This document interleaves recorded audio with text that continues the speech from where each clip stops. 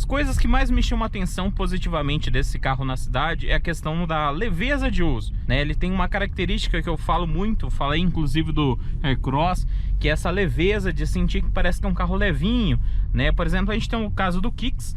O Kicks é um carro bem leve também, só que ele é leve de verdade. Aqui o carro não tem um peso, né, na ficha técnica pequeno, e mesmo assim ele consegue entregar essa boa experiência que a gente tem aqui. Então, nesse sentido, é um carro prazeroso, né? Você não sente todo aquele peso, por exemplo, que a gente tem no Renegade, né? O Renegade você sempre tem que dar um pé mais forte para o carro deslanchar. Aqui não, aqui ele já é bem soltinho. Outra coisa muito legal desse carro é a questão da altura, né? Ele não é um carro extremamente alto, não tem o mesmo vão livre que a gente tem, por exemplo, na Duster, mas não deixa de ser um carro alto o suficiente para esse tipo de situação. Então, mesmo que você tiver em 5 pessoas, né, o carro carregado, ele continua tendo uma altura em relação ao solo legal. Então, se você está na dúvida ali, né, pô, levo ele, não levo, levo 208, né, que é parecido.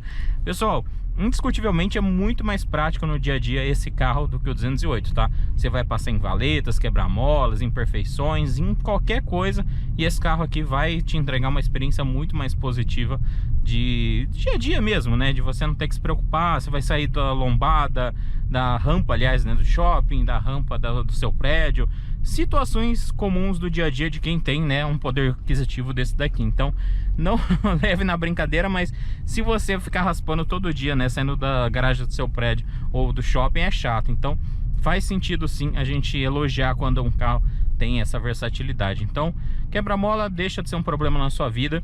Ele tem uma maciez muito boa, tá? Ele não chega a ser tão molinho como o Jeep, ele é um pouquinho mais rígido, mas é praticamente o mesmo, né, ajuste que a gente tinha na geração passada. Então, na minha visão, o 2008, né, de geração passada, tinha a melhor suspensão que a Peugeot já teve na vida toda, que é essa questão de equilíbrio, né, de ser um carro confortável sem perder aquela boa estabilidade que a Peugeot sempre teve. Então, em relação ao que a gente testou, por exemplo, do 308, nem se compara, tá, pessoal? Esse carro aqui é muito mais gostoso. Aqui a gente vai passar num asfalto bem ruim e talvez dê para vocês verem, ó, como é um carro ainda confortável, mas ainda assim você sente ali um finalzinho, né? Aquele finalzinho ali de um pneu um pouquinho mais rígido, né? Uma suspensão ali que tem um tempo de resposta um pouquinho mais lento. Então, mesmo ele tendo esse setup macio, mais uma vez se forçando, não é igual o da Jeep, tá? Ele é um pouquinho mais rígido do que o da Jeep, mas continua sendo um carro confortável. Então, nesse sentido, eu daria uma nota 9. Acho que não precisa mais do que isso, apesar de eu gostar mais da Jeep, tá? Então, outra coisa muito legal desse carro é a questão da leveza do volante. Como vocês sabem, aqui a gente tá numa direção elétrica. A Peugeot, desde que a Peugeot não, na verdade, a Citroën, né? Desde o Citroënzinho antigo, Glue, ele já tinha a direção elétrica super leve. A Peugeot depois adotou ela, né? E aqui a gente segue com ela também. É a direção das mais leves que tem no mercado. Não temos nenhum botão, né, para ativar Sport nem nada.